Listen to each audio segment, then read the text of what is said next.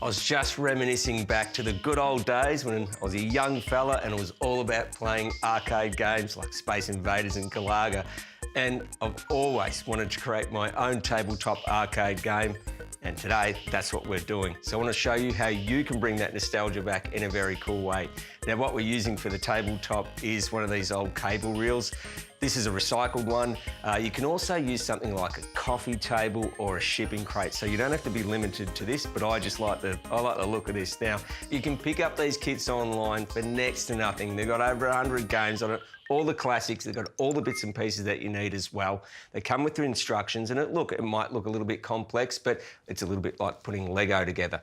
Now for a screen, all we're using is an old computer and monitor. You've probably got one of them lying around or you can pick them up pretty easy. But look, first thing is, we need to get this cable reel apart, strengthen it up, and then we can start getting the components in.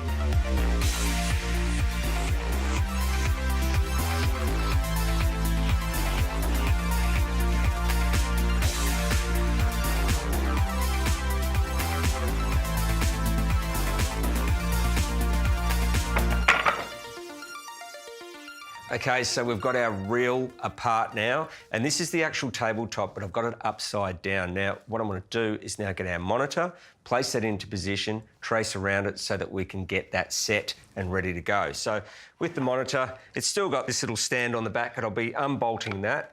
Just move it up and out of the way for the minute.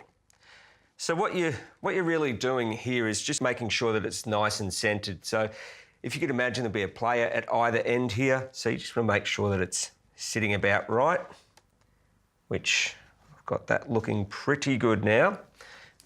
Just grab a pencil. Then what we're going to do is just trace around. Now, if you notice the top of this reel here, there's actually two pieces of timber joined together to make the top. So here we've got one here and another one there. So what I'll be doing to create a nice rebate is just making sure you cut through this top section here and not all the way through. Now, the way that I'll do that is just by getting my circ saw. You can adjust the depth up and down to the depth that you need. Now, in this case, we're using this type of top. If you were using a coffee table, let's say, you might adjust the cut differently and you might do it differently. But for what we're doing here, that's the way that we're going to make our cuts. So from here, I'm marked up. Time to start cutting.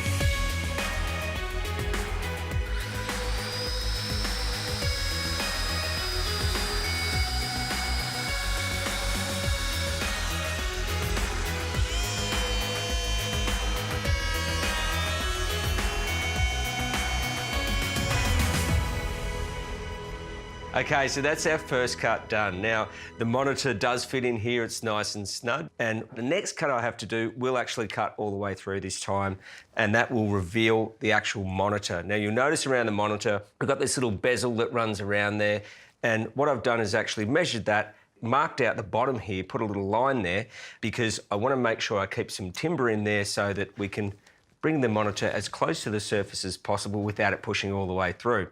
So how I'm going to make this cut is I'm going to use these marks that I've made here at the back. I'm going to get a drill a couple of little holes on each corner, flip it over, then remark it and cut from the top so I get it nice and straight. Then what I'll do is I'll probably extract a little bit more timber just to make the indent even less again and bring that screen as close to the top as possible. All right, well, drill time.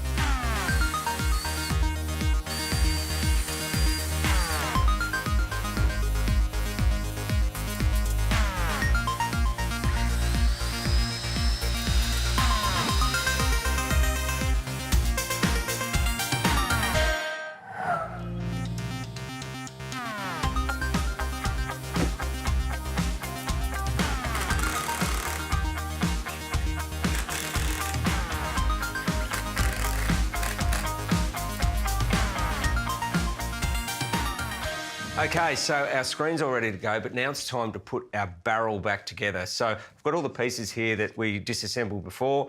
I did mark and number them so I can know what sequence they go in, and what we'll be using to actually fortify it, if you like, and hold it into place is some of this hoop iron. So once we start to place them in, I'll be using the hoop iron, putting some little pan head screws in to hold it into place, and we'll be using these little L brackets just to give it a little bit more strength as well. Now, once we've done all that, we can put our top back on and we can start getting our controls together.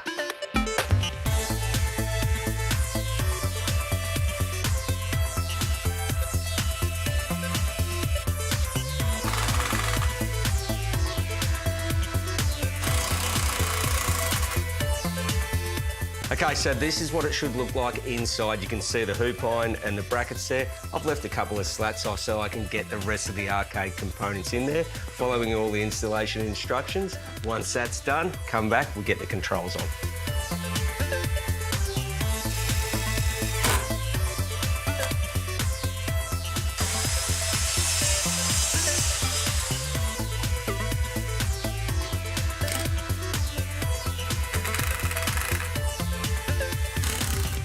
Okay, so I've made a control box just using some ply. Now, you could use pine or anything else, but I had some ply kicking around, so that's what I used.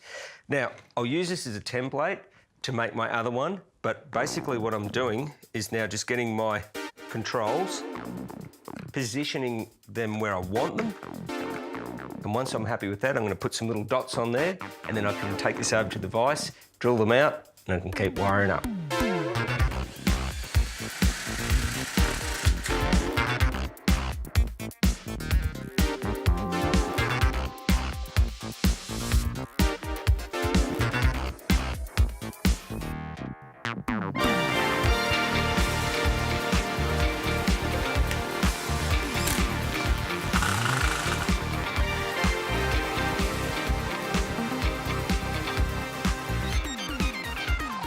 Oh, she's all done now. And now it's the icing on the cake with our little stools just to match the cable reels, just for that finishing touch. Well, there you have it, the cable reel tabletop game. It's time for me to now turn back the clock. I can't wait to start playing this because I want to get it on like Donkey Kong.